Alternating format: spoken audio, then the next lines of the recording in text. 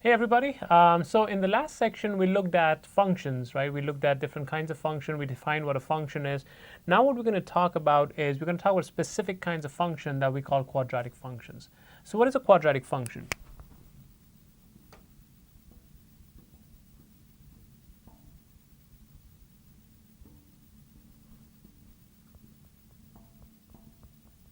Okay. So any function of the form, a function of the form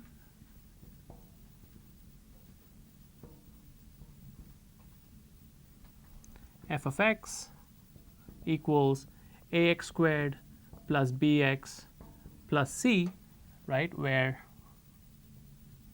a, b, and c are constants, right? So they're just basically there's some numbers.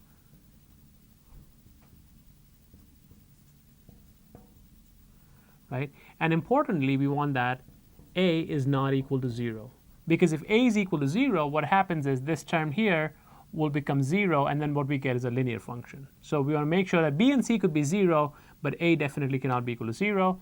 And so this kind of function is called a quadratic function.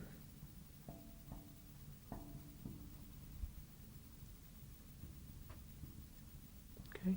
And this equation, ax squared plus bx plus c, we sometimes also call that the general form. So I'm just going to go right there here. This is a general form. Okay.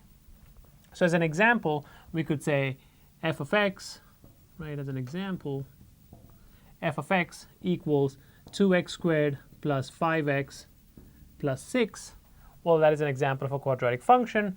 Or I could have, say, g of x equals 3x squared would also be an example of a quadratic function.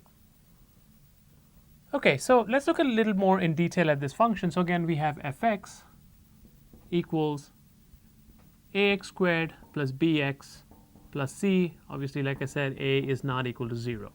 Okay, what does the graph of this function look like? Well, the graph of this function looks like a parabola, right? So the graph of a quadratic function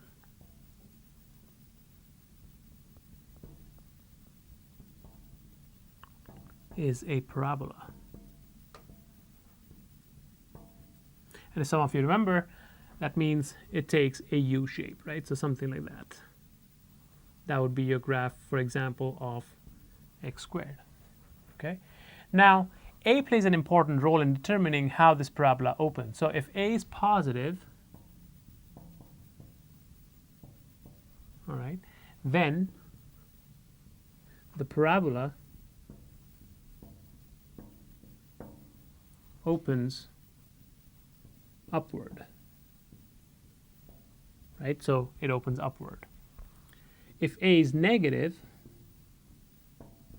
then the parabola opens downward.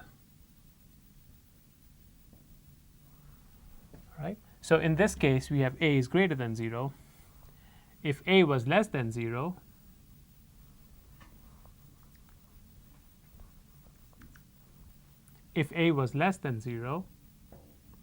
then the parabola would open